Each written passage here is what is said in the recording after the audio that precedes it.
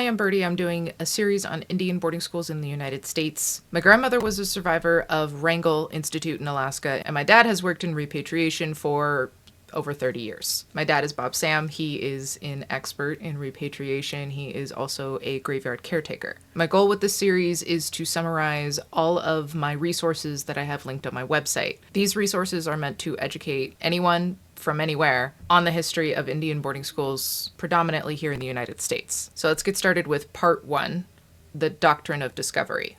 The Doctrine of Discovery has its origins in a 15th century papal decree. Decree. Wow. Why is it so hard to say?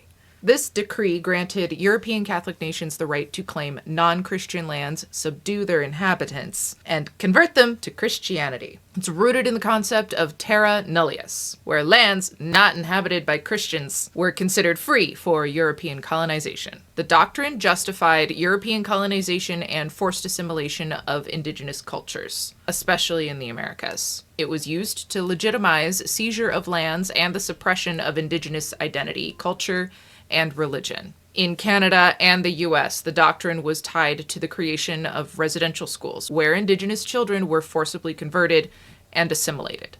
The Doctrine of Discovery was ultimately integrated into US law in 1823, ruling that Native Americans had no right to land ownership because of the doctrine. Other European colonial powers such as England, France, and Holland adopted similar justifications for colonization. The doctrine's harmful effects on indigenous populations persist today. Much of the historical trauma, marginalization, and disparities are rooted in the Doctrine of Discovery. And as of a few years ago, they did repudiate the Doctrine of Discovery. Now, the Doctrine of Discovery is Catholic. However, many Christian denominations participated in the Indian boarding school system. For example, the Presbyterian Church had a major hand in running the schools in Alaska. Now, I'm going to leave this here for the Doctrine of Discovery, so come back next time where I talk more about the beginnings of these schools and some new information that has come out with the recent reports. All right, see you next time.